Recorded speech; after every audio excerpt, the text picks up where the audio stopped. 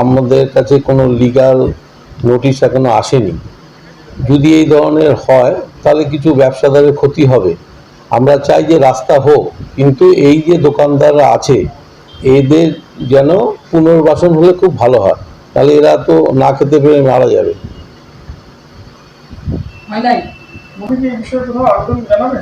আমরা অবশ্যই আবেদন জানাবো, কারণ আমাদের মুখ্যমন্ত্রী, মানবিক মুখ্যমন্ত্রী, তিনি সবার কথা বোঝেন। আমরা আশা করব ওনার কাছে এই বার্তাটা যাক, আর উনি এই ব্যাপারটা দেখে দোকানদারদের দিকেও থাকুক এমনকি রাস্তার দিকেও থাকুক। আমার নাম অজয় মাহাতো। কি করেন আপনি? আমি এখানে একটা পানের দোকান করি মহরজমা বাস স্ট্যান্ডে। কি সমস্যা হয়েছে? সমস্যাটা আছে, পিডব্লিউডি অফিস থেকে এসেছিলেন লোকজন, চিহ্নিত করে দিয়ে গেছেন জায়গাটাকে, যে আমাদের এই জায়গাটা খালি করতে হবে। খালি করলে দোকানদাররা যাবে কোথায়, কি করে খাবে, এই দুশ্চিন্তায় আমাদের রাত্রে ঘুম হয় না। আমরা এই সময় একে অপরের খালি সমালোচনা করি যে কীভাবে বাঁচবো, কীভাবে কী করে খাবো।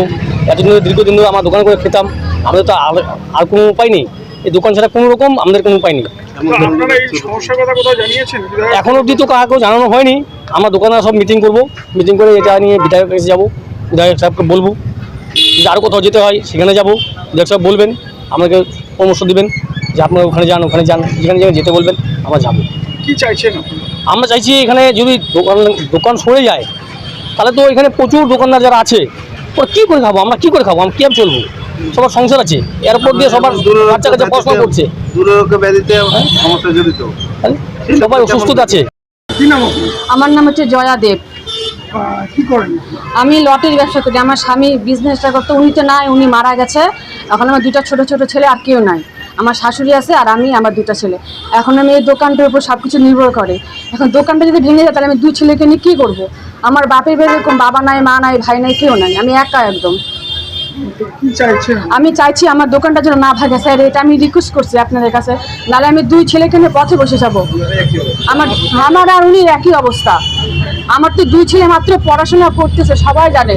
ছোটটা মাত্র 4-এ পড়ে আর বড়টা মাত্র মিশে হয়, মানে 10-এ, মা আর্থিক দিবে। ছোটোবেলার থেকে বাবার মরে যাওয়ার পর থেকে ওই কাজ করে যাচ্ছে, কিন্তু এখন যদি দোকানটা ভাঙে স্যার আমি কি করে খাবো? আমার তো কেউ নাই, আমাকে কে খাওয়াবে? আপনি কোথাও জানিয়েছেন? না, আমি কাউকে জানিনি, কিন্তু আমি তাকে জানি। আমার তো কেউ নাই পিছনে, আমার তো ছায়াটাই নাই, ছায়াটিও নাই। আমার তো স্বামী নাই, আমার মা বাবা নাই, কেউ নাই, আমার ভাইও নাই। আমি তো একা। না, লিগাল নোটিশ দেয়নি, কিন্তু টিক চিহ্ন দিচ্ছে। এখানে সবাই বলছে তোমার দোকান ভাঙা পড়বে। আমার শাশুড়ি বয়স হয়ে গেছে, এখন উনি অসুস্থ হয়ে গেছে, যে দোকান ভাঙা পড়বে। পিডব্লিউ জায়গাটা তো আমার কেপিসি জায়গা। তা আপনারা রিকোয়েস্ট করতেছে আমার দোকানের জন্য না ভাঙা পড়ে। না, আমার দোকান ভাঙা পড়লে আমি একদম পথে বসে যাব, কারণ আমার দুটা ছোট ছোট ছেলে, আমি কই যাব? আমার তো স্বামীও নাই, কারণ আমার তো পরে আমি ছেলেকে নিয়ে কী করবো? দুজনকে আমি আত্মহত্যা করবো, ওদেরকে আত্মহত্যা করবো, কারণ আমি কি খাওয়াবো, কি পড়াবো? এখন তো পড়াশোনা কমপ্লিট হয় না ছেলে করার। এই যে আমার স্বামীর ছবি, 22-এ মারা গেছে উনি থাকলে তো কোনো অবস্থা সে ছিল না গো, উনি করে দিত, কিন্তু আবার ছেলেগুলো তো ছোট ছোট। এখন দোকান যদি ভেঙে যায় তাহলে আমি কি করে খাবো? কিন্তু আপনারা একটু জানাবেন আমার জন্য, দোকানটা যেন না ভাঙে। এটার আপনি আমাদের আমি কাছে রিকোয়েস্ট করতেছি, আমাদের প্রতি দেখে